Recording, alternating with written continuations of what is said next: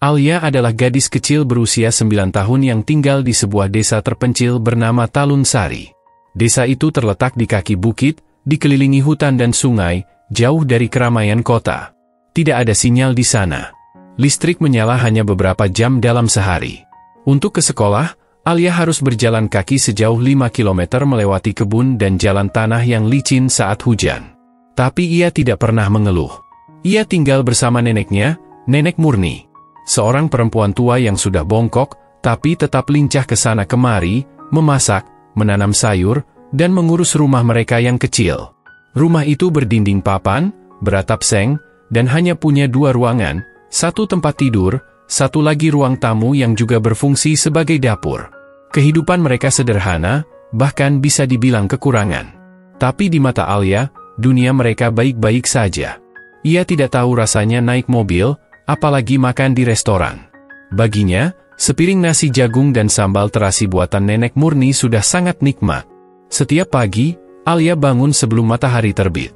Ia mengambil air dari sumur, membantu neneknya menyiapkan sarapan, lalu berangkat ke sekolah sambil membawa tas lusuh yang sudah dijahit berkali-kali. Isinya hanya 2 buku tulis dan 1 pensil yang sudah pendek. Meski begitu, semangat belajar Alia tidak pernah padam. Ia duduk di bangku kelas 3 SD dan selalu menjadi juara kelas. Gurunya sering memuji Alia karena rajin dan cepat memahami pelajaran. Tapi yang paling ia sukai adalah menggambar. Setiap kali ada kertas kosong, ia akan menggambar rumah impiannya. Rumah berdinding tembok, ada jendela besar, dan taman kecil di depan. Siang hari, setelah pulang sekolah, Alia biasanya membantu neneknya di ladang atau mencari kayu bakar di pinggir hutan. Mereka tidak punya gas untuk memasak, jadi setiap hari Alia membawa pulang seikat kayu di punggungnya. Kadang, ia juga mencari ikan di sungai dengan tangan kosong. Malam hari, mereka makan bersama di depan lampu minyak. Nenek Murni sering bercerita tentang masa muda, tentang ayah Alia yang dulu pergi merantau dan tidak pernah kembali, dan tentang ibu Alia yang meninggal saat melahirkannya. Alia tidak banyak bertanya. Ia sudah hafal cerita itu. Ia hanya mendengarkan sambil bersandar di pundak neneknya. Meski hidup pas-pasan, Alia adalah anak yang ceria. Ia tidak pernah merasa sedih karena tidak punya boneka atau baju baru. Teman-temannya adalah anak-anak desa yang juga hidup dalam kesederhanaan. Mereka bermain di sungai, membuat perahu dari kulit bambu, dan tertawa lepas di bawah hujan. Namun, ada satu kebiasaan Alia yang tidak semua anak berani lakukan. Ia suka menyusuri pinggiran sungai sendirian. Bukan untuk bermain, tapi untuk mencari kayu kering yang hanyut atau kadang barang bekas yang bisa dipakai. Nenek Murni sering melarang, tapi Alia bersikeras. Kalau kita rajin mencari, Tuhan pasti memberi, begitu katanya sambil tersenyum. Suatu hari, langit tampak mendung sejak pagi. Angin bertiup lebih kencang dari biasanya. Tapi Alia tetap berangkat sekolah. Sepulangnya, hujan turun deras. Jalanan becek dan licin. Tapi ia tetap menyempatkan diri ke sungai. Neneknya sedang sakit, dan kayu bakar di rumah tinggal sedikit. Dengan langkah hati-hati, Alia menuruni jalan kecil menuju sungai. Airnya sudah mulai naik. Daun-daun berguguran di bawah angin. Ia menatap ke sekeliling, berharap menemukan potongan kayu yang bisa dibawa pulang. Di kejauhan, ia melihat sesuatu yang aneh. Bukan kayu. Bukan juga binatang. Seperti tubuh manusia. Tergolek di tepi sungai, setengah tertutup semak. Alia berhenti. Jantungnya berdegup kencang. Ia ingin lari, tapi rasa penasarannya lebih besar. Perlahan, ia mendekat. Hujan masih turun deras, membuat bajunya basah kuyup. Saat jaraknya tinggal beberapa meter, ia bisa melihat dengan jelas. Seorang pria, pakaiannya basah dan kotor. Wajahnya pucat. Kaki kirinya tampak berdarah. Orang itu masih bernapas, tapi lemah. Alia berdiri terpaku. Ia tidak tahu harus berbuat apa. Tidak ada orang dewasa di sekitar. Tidak ada sinyal untuk menelepon. Ia menatap wajah pria itu, lalu ingat pesan neneknya, kalau kau melihat orang dalam kesulitan, jangan tinggalkan. Tuhan sedang mengujimu. Dengan tangan gemetar, Alia membuka tasnya. Ia hanya membawa 1 botol kecil berisi air minum dan sepotong ubi kukus. Ia meletakkannya di samping pria itu. Lalu ia berlari pulang sekuat tenaga, menyusuri jalan licin sambil membawa kabar penting untuk neneknya. Hari itu, hidup Alia berubah. Dan ia tidak pernah menyangka bahwa lelaki asing yang nyaris mati di tepi sungai itu akan menjadi awal dari kisah yang akan mengguncang desanya, bahkan hidupnya sendiri. Pak Hendra adalah pria berusia 52 tahun, mengenakan jas mahal dan sepatu kulit buaya yang selalu mengkilap. Ia pemilik sebuah perusahaan properti ternama di Jakarta, dengan proyek tersebar di banyak kota. Kehidupannya mewah, lengkap dengan supir pribadi, asisten, dan jam kerja yang padat. Ia terbiasa mengatur segalanya, dan tidak terbiasa ditolak. Pagi itu, Pak Hendra sedang dalam perjalanan dinas menuju sebuah lokasi calon proyek pembangunan villa di daerah pedalaman.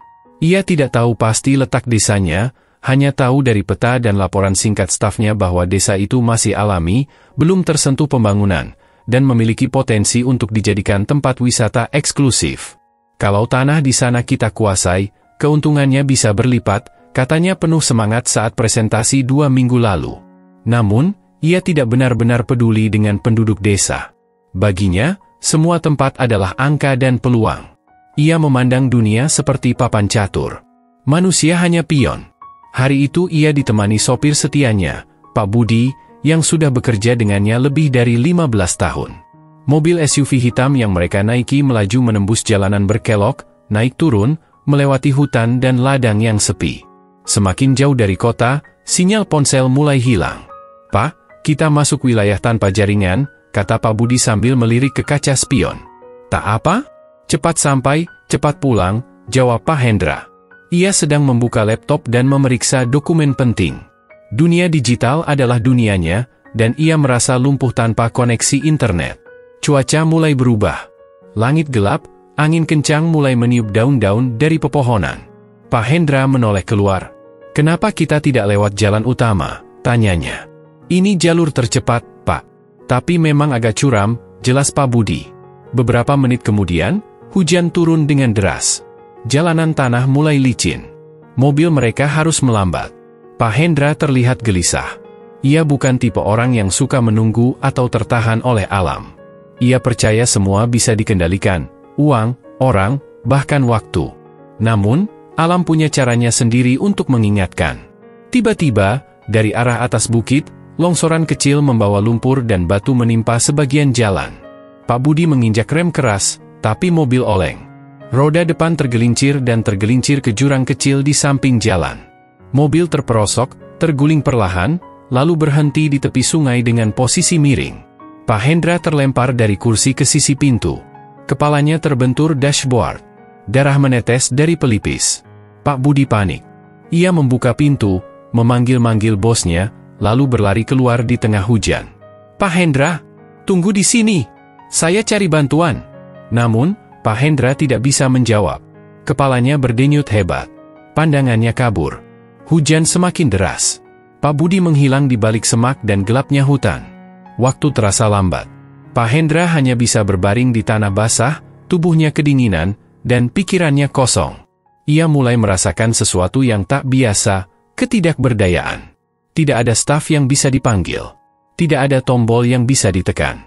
Tidak ada kekuasaan yang bisa diandalkan. Hanya dirinya, alam liar, dan suara deras air sungai. Detik berganti menit. Menit menjadi jam. Tak ada yang datang. Pak Hendra mulai kehilangan harapan. Ia tidak terbiasa merasa takut, tapi kali ini ketakutan itu nyata. Ia bukan siapa-siapa di tengah hutan. Bahkan uang di dompetnya pun tidak ada gunanya. Tubuhnya menggigil. Hujan belum reda. Ia mencoba duduk, tapi rasa sakit di kaki kirinya menahannya. Mungkin terkilir. Mungkin lebih parah. Ia tidak tahu. Apa ini akhir hidupku, pikirnya lirih.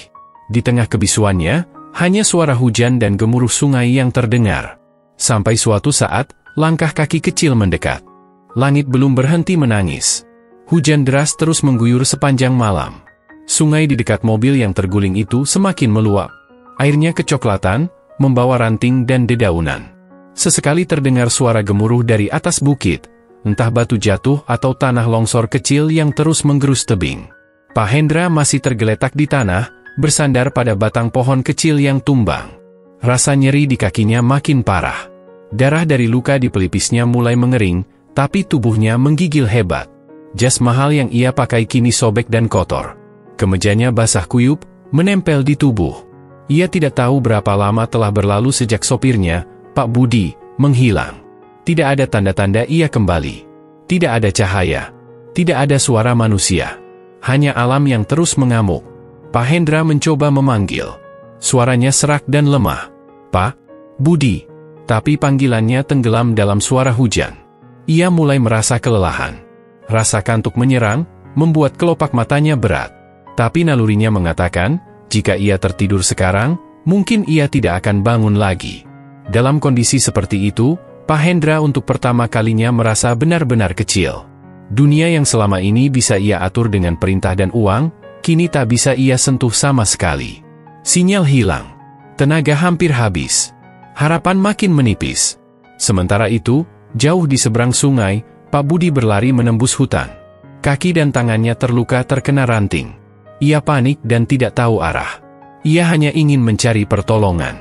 Tapi di tengah hujan deras dan hutan lebat, jalan setapak pun sulit dikenali. Pak Budi tersandung akar dan jatuh berkali-kali. Ia mencoba naik ke dataran tinggi untuk mencari sinyal, tapi tak kunjung mendapat apa-apa. Ponselnya basah, dan baterainya mulai habis. Sampai malam tiba, ia tak berhasil menemukan desa terdekat.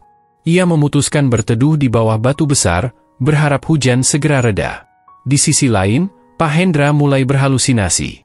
Ia melihat bayangan ibunya yang sudah lama meninggal. Wajahnya lembut, seperti saat ia masih kecil. Ia merasa tubuhnya melayang, entah karena kelelahan atau efek dari luka dan hipotermia. Tiba-tiba, seberkas cahaya muncul dari arah sungai. Bukan cahaya besar, hanya seperti kilatan kecil dari pantulan air. Kemudian suara langkah kaki. Kecil dan ringan. Suara ranting patah, lalu derap kaki menembus air dangkal. Pak Hendra mengerjap. Mencoba fokus. Di hadapannya, sesosok kecil muncul. Seorang anak perempuan. Kurus, berambut kusut, mengenakan pakaian lusuh dan membawa tas sekolah yang sudah basah. Apa ini mimpi? Gumamnya. Anak itu mendekat dengan hati-hati. Ia tampak takut, tapi juga penasaran. Dalam genggamannya, sebotol air mineral dan sepotong ubi rebus yang dibungkus daun. Pak Hendra menatap gadis kecil itu dengan mata lemah. Ia tidak sanggup bicara. Anak itu hanya berdiri beberapa detik, lalu meletakkan botol air dan makanan di dekatnya. Kemudian, seperti kilat, anak itu berlari pergi, menghilang ke balik semak. Pak Hendra tidak tahu siapa dia, tapi dalam kondisi seperti itu, setetes air dan sepotong ubi terasa seperti keajaiban. Lalu, kesadaran kembali memudar. Dunia di sekelilingnya menjadi gelap. Pagi masih dingin. Kabut tebal menyelimuti hutan di sekitar desa.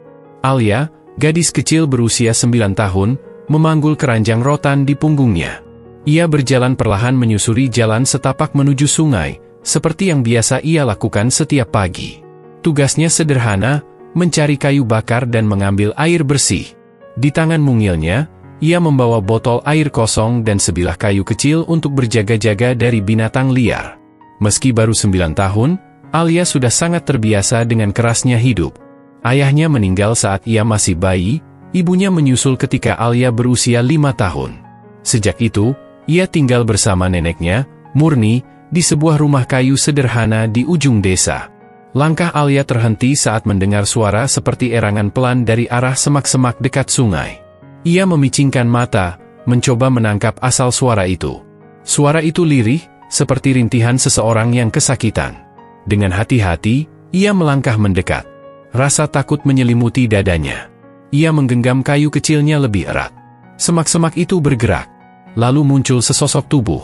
Seorang laki-laki, berpakaian kotor dan basah kuyup, tergeletak dengan posisi miring. Wajahnya pucat. Di pelipisnya ada luka mengering. Kakinya tampak bengkak. Alia berdiri membatu. Ia belum pernah melihat orang seperti itu sebelumnya. Orang asing. Pria itu tampak mengerikan, besar, terluka, dan diam. Namun, setelah beberapa detik, naluri Alia sebagai anak yang sering menolong neneknya muncul. Ia maju beberapa langkah. "Pak," bisiknya pelan. Tidak ada jawaban. "Pak, Bapak kenapa?" Pria itu membuka mata perlahan. Pandangannya kabur, tapi ia melihat siluet anak kecil di hadapannya. "Tolong," katanya lirih. Alia menoleh ke sekeliling. Tidak ada siapa-siapa. Ia bingung harus apa. Tapi ia tahu satu hal, Jika ia pergi sekarang dan tidak kembali, orang ini bisa meninggal. Ia membuka tutup botol dan menyodorkan air ke bibir pria itu. Pak Hendra, meski gemetar, meneguk sedikit. Alia kemudian mengeluarkan 2 potong ubi rebus dari keranjang dan meletakkannya di atas daun lebar. Aku nanti balik lagi ya, Pak. Tunggu di sini, kata Alia terbata. Ia berlari kembali ke desa secepat mungkin. Setibanya di rumah, ia memanggil neneknya. Nek, ada orang di dekat sungai, luka-luka. Nenek Murni yang sedang menjemur pakaian langsung menghentikan kegiatannya. Siapa? Enggak tahu, orang luar? Bajunya bagus, tapi kotor dan berdarah. Dia sendirian. Tanpa banyak tanya, Nenek Murni mengambil kain, obat gosok, dan sebotol air. Mereka berdua kembali ke sungai. Nenek yang sudah tua itu berjalan cepat, meski langkahnya berat. Ia tahu, nyawa seseorang mungkin sedang di ujung tanduk.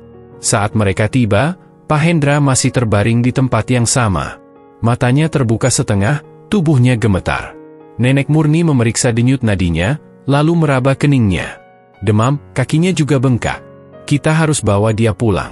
Dengan susah payah, mereka membantu Pak Hendra berdiri. Nenek menyenderkannya ke bahunya, sementara Alia menopang dari sisi lain. Perjalanan ke rumah mereka penuh perjuangan. Tanah masih becek, dan tubuh Pak Hendra berat. Sesampainya di rumah, mereka membaringkan pria itu di dipan bambu di ruang utama. Nenek mulai membersihkan lukanya dengan air hangat. Alia mengganti pakaian Pak Hendra dengan baju bekas milik almarhum kakeknya. Pria itu tidak berkata banyak. Ia hanya menatap langit-langit rumah kayu itu dengan pandangan kosong. Hujan sudah berhenti. Tapi di dadanya, badai baru saja dimulai. Malam turun perlahan di desa kecil itu. Rumah kayu sederhana milik Nenek Murni tampak remang oleh cahaya lampu minyak. Angin membawa bau tanah basah dan kayu bakar. Di sudut ruangan, Pak Hendra masih terbaring lemah di dipan bambu dengan selimut tipis menutupi tubuhnya. Alia duduk di lantai, memandangi pria asing itu dengan rasa ingin tahu. Ia belum mengerti siapa dia sebenarnya. Tapi yang jelas, ia adalah orang yang membutuhkan pertolongan, dan bagi Alia, itu sudah cukup alasan untuk peduli. Nenek Murni datang dari dapur dengan semangkuk bubur hangat. Ia meletakkannya di meja kecil, lalu duduk di sisi Pak Hendra. Pak, ayo makan sedikit. Biar ada tenaga, katanya pelan sambil membantu menyuapkan bubur. Pak Hendra hanya bisa membuka mulut perlahan. Ia belum kuat untuk mengangkat tangannya sendiri. Setiap sendok bubur terasa seperti energi baru yang menyusup ke tubuhnya. Terima kasih, gumamnya lirih. Nenek Murni tersenyum. Bapak istirahat saja dulu. Besok, kalau sudah agak kuat, kita bisa obati kakinya lebih baik. Malam itu berlalu dalam kesunyian. Di luar, jangkrik bersahut-sahutan, tapi di dalam rumah, hanya suara napas dan detak jantung yang terdengar. Alia tidur di tikar dekat dipan. Sementara Nenek Murni duduk bersandar di dinding, berjaga jika pria itu membutuhkan sesuatu. Keesokan paginya, hujan sudah berhenti. Matahari mengintip malu-malu dari balik awan. Udara masih dingin, tapi suasana lebih terang. Alia bangun lebih dulu, lalu menyalakan api di tungku. Setelah membuat teh manis, ia masuk ke kamar dan duduk di sisi Pak Hendra. Pak, ini tehnya. Panas-panas ya. Pak Hendra menerima cangkir itu dengan kedua tangan gemetar. Ia menatap anak kecil itu, lama. Kamu yang nolong saya, ya? Tanyanya akhirnya. Alia mengangguk pelan. Saya ketemu Bapak di dekat sungai. Waktu itu Bapak nggak sadar. Kenapa kamu mau nolong orang asing? Alia berpikir sejenak, lalu menjawab dengan polos, karena kalau saya yang jatuh di sungai, saya juga ingin ada yang nolong. Jawaban itu membuat Pak Hendra terdiam. Ia menunduk, memikirkan kata-kata sederhana itu. Hari-hari berikutnya, Pak Hendra mulai pulih perlahan. Luka di pelipisnya mengering. Kakinya masih bengkak, tapi sudah bisa digerakkan sedikit. Nenek Murni terus merawatnya dengan ramuan tradisional, daun-daunan yang ditumbuk dan dibalurkan ke luka, kompres hangat, dan pijatan ringan. Meski rumah mereka sederhana, tidak pernah ada keluhan. Alia dan neneknya tetap menyambut Pak Hendra seperti tamu kehormatan. Makanan seadanya disajikan dengan tulus. Bahkan, Alia meminjamkan buku pelajarannya untuk dibaca Pak Hendra agar ia tidak bosan. Setiap malam, mereka duduk di depan tungku, berbagi cerita. Alia menceritakan bagaimana ia suka sekali menggambar di tanah dengan ranting. Ia juga bercerita tentang sekolahnya yang hanya memiliki satu guru untuk semua kelas. Tentang cita-citanya menjadi dokter. Pak Hendra mendengarkan dengan saksama. Semakin lama ia tinggal, semakin terasa berbeda di dadanya. Ia yang biasa hidup di gedung-gedung tinggi dan ruang rapat mewah, kini merasa tenang duduk di lantai tanah, dikelilingi oleh kesederhanaan.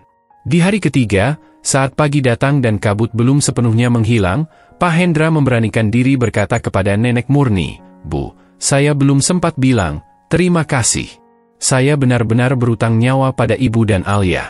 Nenek Murni hanya tersenyum, matanya yang keriput tampak hangat. "Kami cuma bantu semampu kami. Tapi mungkin, Tuhan yang menggerakkan langkah Alia ke sana." Pak Hendra memandangi Alia yang sedang menggambar di tanah halaman dengan ranting. Ada rasa yang belum pernah ia rasakan sebelumnya. Campuran haru, malu, dan kagum. Gadis kecil itu tidak tahu siapa dirinya. Tidak tahu bahwa yang ia selamatkan adalah salah satu orang terkaya di kota. Dan justru karena itu, semuanya terasa tulus. Pagi itu, udara desa terasa lebih hangat dari biasanya. Cahaya matahari menyelinap masuk lewat celah dinding bambu, memantul di wajah Pak Hendra yang masih berbaring. Di luar, terdengar suara ayam berkokok dan sayup-sayup tawa anak-anak yang berjalan ke sekolah. Pak Hendra membuka matanya perlahan. Ini hari keempat ia berada di rumah kecil itu, dan untuk pertama kalinya dalam hidupnya, ia merasa enggan untuk kembali ke kehidupannya yang biasa.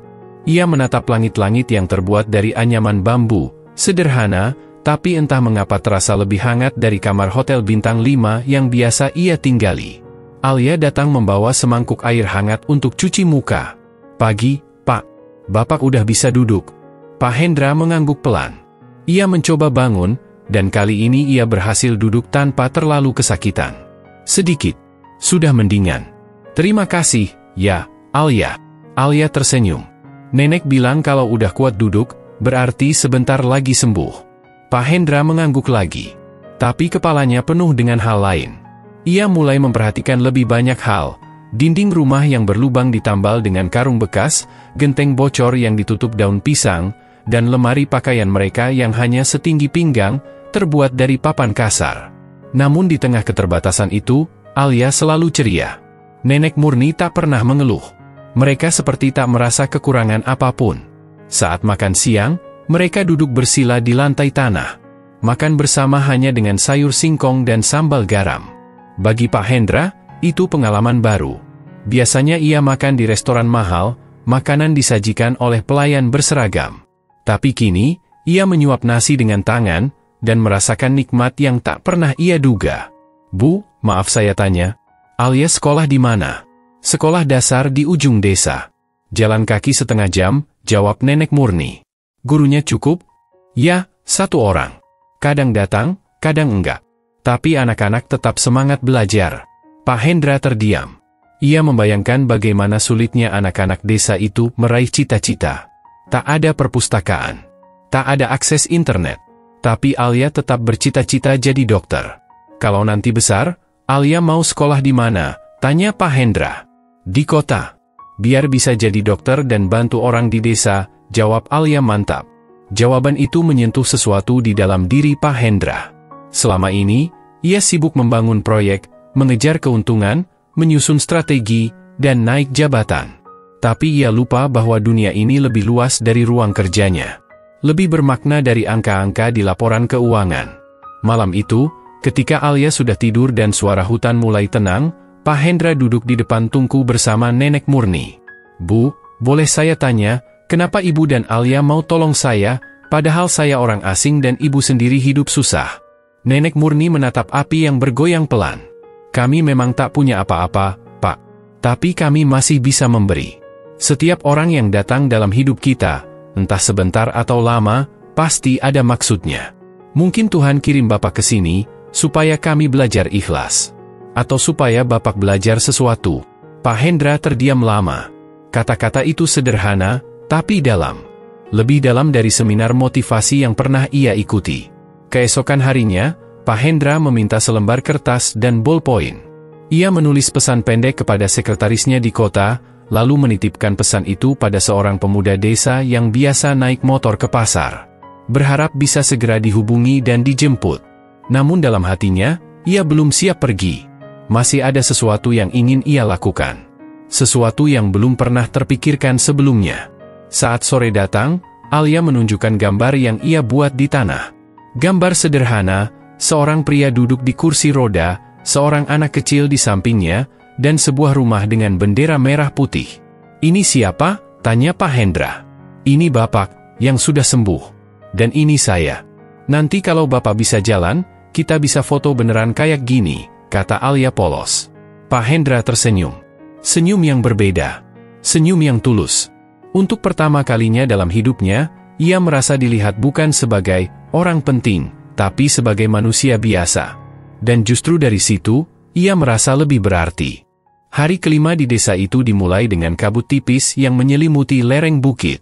Embun masih menempel di dedaunan ketika suara sepeda motor terdengar dari kejauhan. Alia yang sedang mengambil air di sumur berlari ke rumah sambil berteriak girang. Nek, ada orang naik motor dari arah pasar." Nenek Murni menyekat tangannya yang basah oleh adonan singkong, lalu menyuruh Alia memeriksa siapa yang datang. Tak lama, seorang pemuda muncul di depan rumah dengan membawa pesan dari sekretaris Pak Hendra. Surat balasan itu ditulis dengan tangan, singkat tapi penuh kepanikan. "Pak Hendra, kami sedang dalam pencarian. Tim akan dikirim besok pagi paling lambat. Tolong bertahan dan beri tanda asap atau kain mencolok di tempat terbuka. Kami akan terus mencari sampai Bapak ditemukan." Sekretaris. Mata Pak Hendra berbinar. Ada harapan. Tapi ada juga perasaan campur aduk. Ia bahagia karena akan kembali ke dunia lamanya, tapi di sisi lain, ia seperti belum siap meninggalkan rumah kecil itu. Keesokan paginya, sesuai arahan dalam surat, Alia dan beberapa anak desa membantu membuat tumpukan ranting untuk membakar asap. Mereka memilih lokasi lapang di dekat sungai, tempat yang mudah terlihat dari udara. Sebuah kain putih juga dipasang di batang pohon paling tinggi. Pak Hendra sendiri mulai bisa berjalan perlahan dengan bantuan tongkat kayu yang dibuatkan oleh salah satu warga. Rasa sakit masih ada, tapi semangatnya sudah kembali. Ia merasa seperti sedang melewati ujian hidup yang membuatnya lebih jujur kepada dirinya sendiri. Pukul 11 siang, suara helikopter terdengar dari kejauhan. Deburan anginnya membuat pepohonan bergoyang. Warga desa keluar dari rumah, menatap langit dengan kagum. Bagi banyak dari mereka, itu adalah pertama kalinya mereka melihat helikopter dari dekat. Alia menggenggam tangan Pak Hendra erat. "Bapak udah mau pulang?" Pak Hendra menatap mata Alia. "Iya, Alia. Tapi nanti Bapak kembali lagi ke sini. Janji?" "Janji." Helikopter mendarat dengan hati-hati di lapangan terbuka. Dua orang berpakaian seragam melompat turun dan segera menghampiri Pak Hendra. Salah satu dari mereka terlihat nyaris menangis saat melihat bosnya masih hidup.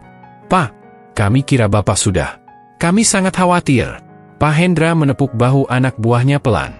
"Saya selamat karena anak ini," katanya sambil menunjuk Alia. Alia tersipu malu. Nenek Murni hanya mengangguk pelan dari kejauhan. Sebelum naik ke helikopter, Pak Hendra menarik Nenek Murni ke samping. "Bu, saya belum tahu bagaimana membalas kebaikan Ibu dan Alia. Tapi saya mohon, doakan saya bisa kembali ke sini. Saya ingin melakukan sesuatu untuk desa ini." Nenek Murni menatapnya tenang. "Kalau niatnya baik, Tuhan pasti bantu, Pak." Pak Hendra kemudian masuk ke dalam helikopter. Saat baling-baling mulai berputar, Alia dan warga desa melambaikan tangan. Helikopter pun terangkat dan menjauh perlahan, meninggalkan debu yang berputar di udara dan kenangan yang tak akan mudah dilupakan. Di kota, kepulangan Pak Hendra menjadi berita besar. Kantor pusat gempar. Media mulai mencium kabar hilangnya pengusaha besar itu di hutan. Namun Pak Hendra menolak diwawancarai. Ia memilih diam. Ada hal yang lebih penting dari sorotan kamera. Ia kembali ke rumah besar yang mewah, duduk di kursi kulit empuk, namun pikirannya melayang ke rumah kecil berdinding bambu di tengah hutan. Rasa nyaman yang dulu ia kejar lewat kekayaan kini terasa kosong dibandingkan senyum polos Alia dan ketulusan Nenek Murni. Beberapa hari kemudian, Pak Hendra mengumpulkan tim CSR, Corporate Social Responsibility, perusahaannya. "Saya ingin kita buat program pendidikan di desa terpencil yang saya datangi kemarin. Mulai dari renovasi sekolah, beasiswa anak-anak, pelatihan guru, hingga penyediaan buku dan teknologi dasar. Mulai dari desa itu dulu. Stafnya saling pandang. Mereka belum pernah mendengar nada seperti itu dari Pak Hendra. Dan satu lagi, lanjutnya, saya ingin anak bernama Alia dapat beasiswa penuh hingga perguruan tinggi, dimanapun dia mau sekolah nanti. Instruksi itu dijalankan dengan cepat. Tim survei dikirim. Proposal disusun. Dana disiapkan. Tapi bagi Pak Hendra, ini bukan soal proyek sosial biasa. Ini tentang menepati janji. Janji pada anak kecil yang menyalakan kembali nurani dalam dirinya. Di desa, hari-hari kembali normal. Alia tetap sekolah seperti biasa, menulis di buku lusuhnya, dan membantu nenek mencari kayu bakar. Namun ia sering menatap langit, menanti helikopter yang mungkin datang lagi. Suatu sore, datanglah sekelompok orang berseragam rapi dengan mobil besar. Mereka membawa surat dari Pak Hendra, lengkap dengan rencana besar untuk desa itu. Warga berkumpul di balai desa, tak percaya dengan kabar tersebut. Sekolah akan direnovasi, guru-guru akan didatangkan, dan Alia akan mendapat bimbingan khusus, kata salah satu staf perusahaan. Alia menatap neneknya tak percaya. Beneran, Nek? Nenek murni mengusap kepala Alia. Tuhan itu kasih balasan dengan caranya sendiri. Beberapa hari kemudian, helikopter itu datang lagi. Kali ini bukan untuk menyelamatkan, tapi untuk membawa harapan. Di dalamnya, Pak Hendra turun dengan pakaian sederhana, senyum lebar, dan mata yang tampak berbeda. Lebih tenang. Lebih bahagia. Alia, panggilnya. Alia berlari, memeluk Pak Hendra seperti menyambut ayah yang lama hilang.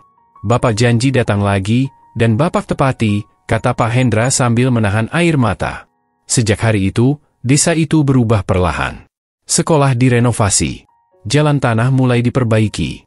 Anak-anak punya buku baru. Dan Alia punya harapan yang lebih besar.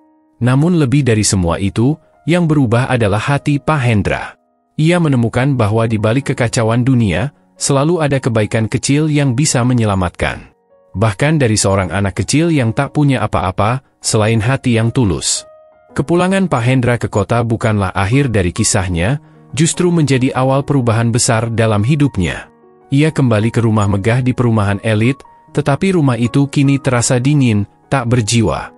Sofa empuk, perabot mewah, bahkan koleksi lukisan mahal yang dulu dibanggakannya kini hanya menjadi benda mati tanpa makna. Hari-harinya yang dulu sibuk dengan jadwal padat dan rapat bertumpuk kini terasa hampa. Ia tidak lagi bersemangat mengatur proyek-proyek besar atau menghadiri acara bisnis yang glamor. Bahkan makanan mahal dari restoran bintang 5 tak mampu menyaingi nikmatnya singkong rebus buatan nenek murni. Selama beberapa malam, Pak Hendra duduk di balkon kamarnya, menatap langit. Ia memikirkan kembali peristiwa di sungai itu, bagaimana ia hampir kehilangan nyawa dan bagaimana gadis kecil bernama Alia, yang bahkan tidak punya sandal layak, rela berbagi makanan terakhirnya untuk menyelamatkan orang asing. Pagi itu, ia memanggil manajer perusahaannya dan mengumumkan keputusan mengejutkan. Mulai hari ini, saya akan fokus pada proyek sosial. Semua operasional harian saya serahkan kepada kalian. Saya akan turun langsung ke lapangan. Kita mulai dari desa tempat saya diselamatkan. Stafnya saling pandang tak percaya. Beberapa bahkan mengira itu hanya efek trauma. Tapi Pak Hendra tak main-main. Ia mulai merombak program CSR besar-besaran. Ia membuat divisi baru khusus pengembangan desa terpencil dan pendidikan anak-anak miskin. Tak butuh waktu lama, tim dibentuk dan proyek mulai berjalan. Ia sendiri yang menandatangani semua dokumen dan ikut rapat hingga larut malam untuk memastikan tidak ada dana yang disalahgunakan. Semua laporan ditinjau dengan saksama. Ia tak ingin ada Rp1 pun yang terbuang sia-sia. Di luar dugaan, semangat barunya menular. Banyak karyawan yang semula hanya bekerja demi gaji mulai ikut terinspirasi. Kantor yang dulu kaku kini mulai hidup dengan obrolan tentang dampak sosial dan cerita anak-anak desa. Setiap minggu, Pak Hendra mengadakan rapat kecil untuk mendengar cerita dari tim lapangan. Ia mendengarkan bagaimana satu laptop bisa membuat seluruh anak desa bergiliran belajar mengetik, atau bagaimana guru-guru muda merasa terharu bisa mengajar di tempat yang dulunya tak pernah mereka dengar namanya. Suatu malam, ia kembali membuka pesan yang diselipkan oleh nenek murni sebelum ia pulang. Kalau Bapak sudah pulang, jangan lupa. Yang lebih butuh pertolongan bukan hanya saya dan Alia, Tapi banyak anak-anak seperti dia. Kalau Bapak bisa bantu satu saja untuk tetap sekolah, itu sudah lebih dari cukup. Pesan itu menjadi bahan bakar semangatnya. Ia menuliskan di papan ruang kerjanya, bantu satu anak, ubah satu masa depan. Beberapa bulan kemudian, program beasiswa Alia resmi berjalan. Tak hanya dia, tapi juga 10 anak lain dari desa itu. Mereka mendapatkan perlengkapan sekolah, bimbingan belajar, dan kunjungan berkala dari tim pengajar. Pak Hendra pun sering mengirim surat pribadi untuk Alia. Meski hanya beberapa paragraf, surat-surat itu selalu berisi semangat dan harapan. Alia sayang, Bapak berharap kamu tetap semangat belajar. Dunia ini besar, dan kamu bisa menjelajahinya suatu hari nanti. Jangan pernah merasa kecil, karena hati besar kamu sudah menyelamatkan nyawa orang seperti Bapak. Salam rindu, Bapak Hendra. Surat itu dibacakan berulang-ulang oleh Alia. Disimpannya dalam kotak sepatu bekas, dijaga seperti harta karun. Sementara itu, Pak Hendra juga mulai menghadiri seminar-seminar pendidikan, bahkan diminta menjadi pembicara di forum sosial. Tapi ia selalu menolak tampil mewah. Ia hanya ingin cerita tentang Alia menjadi inspirasi tanpa mengeksploitasi. Jangan buat kisah ini jadi iklan perusahaan. Ini tentang kemanusiaan, katanya pada bagian humas. Meski begitu, perlahan citra perusahaannya berubah. Investor kagum dengan pendekatan barunya. Bahkan banyak perusahaan lain mulai meniru gerakannya. Bagi Pak Hendra, ini bukan lagi tentang profit, tapi tentang pengaruh yang bisa menyentuh kehidupan nyata. Di sela kesibukannya, Pak Hendra juga sering datang ke rumah ibunya. Wanita tua itu memeluknya erat, merasa anaknya sudah kembali menjadi manusia yang ia kenal dulu. Kamu dulu terlalu sibuk cari uang sampai lupa caranya bersyukur, kata ibunya suatu sore. Pak Hendra mengangguk. Sekarang saya tahu, Bu. Rasa syukur datang waktu saya kehilangan semua yang saya anggap penting. Pada ulang tahunnya yang ke-50, Pak Hendra membuat keputusan pribadi. Ia mengundang anak-anak penerima beasiswa ke kantornya. Salah satunya tentu saja Alia. Saat Alia melangkah masuk, mengenakan seragam baru dan sepatu hitam yang mengilap, ruangan itu seakan disinari cahaya berbeda. Para staf yang dulu hanya mengenalnya dari laporan kini melihat langsung gadis kecil yang mengubah arah hidup bos mereka. Ini dia pahlawan saya, kata Pak Hendra sambil menunjuk Alia. Kalau bukan karena dia, saya mungkin tidak ada di sini. Alia hanya tersenyum malu. Tapi senyum itu lebih kuat dari ribuan pidato. Di matanya, Pak Hendra melihat masa depan Indonesia, bukan dari gedung pencakar langit, tapi dari harapan yang tumbuh di desa-desa. Hari-hari berikutnya, Pak Hendra mulai merencanakan proyek lanjutan, pembangunan perpustakaan desa, klinik kesehatan gratis, hingga pelatihan kewirausahaan bagi warga. Namun ada satu hal yang paling ia tunggu, kembali menginjakan kaki ke desa itu, kali ini bukan sebagai orang yang diselamatkan, tapi sebagai bagian dari mereka. Dan hari itu akan segera datang. Hari yang dinanti akhirnya tiba. Setelah berbulan-bulan merencanakan dan menyiapkan segalanya, Pak Hendra kembali ke desa tempat ia pernah diselamatkan. Kali ini bukan dengan mobil mewah dan sopir pribadi, melainkan dengan kendaraan lapangan dan ditemani oleh tim sosial perusahaannya. Perjalanan ke desa membawa ingatannya kembali ke malam penuh hujan, ke sungai dingin yang hampir merenggut nyawanya, dan tentu saja, ke wajah kecil Alia yang dengan tangan kecilnya menawarkan air minum dan singkong rebus. Saat kendaraan mereka mulai memasuki jalan berbatu desa, anak-anak kecil berlarian menyambut. Beberapa warga sudah menunggu di depan rumah Nenek Murni. Spanduk sederhana bertuliskan, "Selamat datang Pak Hendra," terbentang dengan tulisan tangan yang tak rapi, namun syarat kehangatan.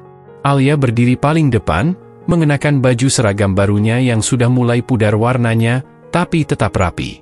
Ia memeluk Pak Hendra begitu lelaki itu turun dari mobil. Tak ada kata-kata, hanya pelukan erat seorang anak kepada orang yang kini sudah ia anggap keluarga. "Selamat datang, Pak," ucap Nenek Murni, suaranya lembut dan matanya berkaca-kaca. "Kami semua senang Bapak kembali." Pak Hendra membungkuk, mencium tangan nenek itu dengan hormat. "Terima kasih, Bu Murni. Tanpa Ibu dan Alia, saya mungkin sudah tidak ada di dunia ini." Kunjungan itu tidak hanya sekadar nostalgia. Dalam beberapa minggu ke depan, desa itu berubah perlahan tapi pasti. Tim Pak Hendra mulai membangun sekolah kecil dengan 2 ruang kelas, sebuah perpustakaan mini, dan balai desa yang juga akan difungsikan sebagai tempat pelatihan. Warga desa semula tidak percaya. Apa benar sekolah ini gratis? Nggak harus pindah ke kota, tanya seorang ibu muda sambil menggendong bayinya. Pak Hendra tersenyum. Tidak perlu pindah ke kota. Kita bawa harapan itu ke sini. Banyak yang terharu, tak sedikit pula yang menangis. Beberapa bapak-bapak yang awalnya skeptis akhirnya turut membantu menggali pondasi. Bahkan anak-anak ikut mengecat tembok kelas dengan semangat. Pak Hendra tidak hanya memberikan dana. Ia tinggal di desa selama seminggu penuh. Tidur di rumah warga, makan bersama mereka, dan ikut kerja bakti. Ia ingin memastikan semua berjalan sesuai niat awal, tanpa pencitraan, tanpa eksploitasi. Di malam hari, ia duduk bersama warga, mendengarkan cerita mereka. Tentang anak-anak yang harus berjalan kaki 7 km ke sekolah terdekat. Tentang ibu-ibu yang melahirkan tanpa bantuan medis. Tentang mimpi yang selama ini hanya bisa dipendam karena hidup terlalu keras. Kalau kita punya listrik yang stabil, mungkin saya bisa jualan kue beku, kata Butini. Kalau ada pelatihan, saya ingin belajar bikin pupuk organik, kata Pak Rudi, petani setempat. Pak Hendra mencatat semuanya. Ia tak menjanjikan hal besar, tapi ia berjanji tidak akan melupakan. Alia sendiri semakin menunjukkan semangat luar biasa. Ia menjadi siswa pertama yang berdiri di depan kelas baru dan membaca puisi tentang harapan. Suaranya bergetar tapi mantap. Dulu kami hanya tahu pelita, kini kami kenal cahaya. Dulu kami hanya tahu berjalan, kini kami tahu tujuan. Puisi itu membuat banyak orang menitikkan air mata. Bahkan Pak Hendra sendiri harus mengusap sudut matanya diam-diam. Anak ini akan jadi pemimpin suatu hari nanti, bisik salah satu guru muda kepada temannya. Sudah jadi, jawab temannya. Dia pemimpin perubahan di sini. Selama di desa, Pak Hendra juga membentuk kelompok belajar bagi ibu-ibu muda. Ia mendatangkan relawan untuk mengajar literasi keuangan, kesehatan dasar, dan keterampilan rumah tangga. Ia juga membuka akses pinjaman mikro tanpa bunga bagi mereka yang ingin memulai usaha kecil. Sementara itu, perpustakaan mulai dipenuhi anak-anak setiap sore. Mereka bergiliran membaca buku-buku cerita dan belajar mengetik di 2 komputer bekas yang dibawa tim sosial. Kami mungkin belum bisa memberikan segalanya, ujar Pak Hendra di sebuah pertemuan desa. Tapi kami ingin memulai dari apa yang bisa kita lakukan sekarang. Kunjungan itu berlangsung 3 minggu, lebih lama dari rencana awal. Tapi bagi Pak Hendra, waktu itu terasa terlalu cepat. Ia mulai merasa lebih hidup di desa dibandingkan kantornya sendiri. Sebelum ia kembali ke kota, warga desa mengadakan acara perpisahan sederhana. Ada tumpeng, lagu-lagu daerah, dan tarian anak-anak. Alia, dengan suara kecilnya, menyanyikan lagu Ibu Pertiwi di depan semua orang. Ketika acara usai, Alia menarik tangan Pak Hendra. Bapak akan balik lagi, kan? Pak Hendra menatap mata polos itu. Iya, Alia. Bapak janji. Ini bukan perpisahan. Pak Hendra pulang dengan hati penuh. Tapi berbeda dari dulu, kali ini ia membawa sesuatu yang lebih dari sekadar pengalaman, ia membawa tanggung jawab. Setibanya di kota, ia langsung membentuk Yayasan Harapan Desa. Yayasan ini akan menjadi badan resmi untuk mengelola dan memperluas dampak dari proyek sosial yang ia mulai. Fokusnya, pendidikan anak desa, pemberdayaan masyarakat, dan akses kesehatan. Alia ditunjuk sebagai duta kecil yayasan. Ia sering diminta menulis surat atau menggambar untuk menginspirasi anak-anak lain. Dalam salah satu suratnya, ia menulis, "Kalau kita punya hati yang baik, dunia ini jadi tempat yang indah. Terima kasih sudah percaya pada anak kecil seperti saya." Surat itu dicetak dan dipasang di pintu masuk kantor yayasan. Semua yang membacanya merasakan getaran yang sama, kebaikan tidak mengenal usia, asal, atau harta. Kini desa itu bukan lagi titik di peta yang tak dikenal. Ia menjadi simbol perubahan yang lahir dari ketulusan. Semua berawal dari seorang gadis kecil dan seorang pria yang tersesat, yang kemudian saling menemukan, dan saling menyelamatkan. Dan meski proyek besar masih banyak, Pak Hendra tahu, langkah pertamanya sudah benar. Ia pernah jatuh di pinggir sungai, tak berdaya. Kini, ia berdiri tegak, bersama Alia, bersama harapan. 3 bulan telah berlalu sejak pembangunan sekolah dan fasilitas dasar di desa selesai. Angin di pagi hari membawa aroma kayu baru dari bangunan perpustakaan dan semangat baru dari hati anak-anak yang kini mulai mengenal arti mimpi. Alia adalah salah satu dari mereka, bahkan mungkin yang paling bersinar. Sejak sekolah baru dibuka, Alia menjadi siswi paling rajin. Setiap pagi ia datang paling awal, menyapu halaman sekolah bersama Pak Dedi, guru baru yang dikirim oleh Dinas Pendidikan atas rekomendasi Yayasan Harapan Desa. Pak Dedi adalah lulusan terbaik dari sebuah universitas ternama, tapi ia memilih mengabdi di desa terpencil ini. Saya datang ke sini bukan untuk mengajar, katanya suatu pagi kepada Alia. Saya datang untuk belajar dari kalian semua. Alia tersenyum malu. Tapi saya yang belajar dari Pak Dedi, kok. Lihat saja nanti, Alia. Suatu hari kamu akan jadi guru juga. Pak Hendra tak lagi sekadar pengusaha besar di balik layar. Ia rutin mengunjungi desa setiap bulan, menginap di rumah warga, ikut dalam kegiatan sekolah, dan bahkan menjadi pembicara di pelatihan petani. Perubahan dalam dirinya semakin terasa jelas. Ia lebih ramah, lebih sabar, dan lebih ringan tangan membantu. Salah satu program besar yang ia rintis bersama yayasan adalah program Beasiswa Harapan. Program ini memungkinkan anak-anak desa untuk melanjutkan sekolah hingga ke kota, dengan syarat mereka berkomitmen untuk kembali dan membangun desa mereka sendiri.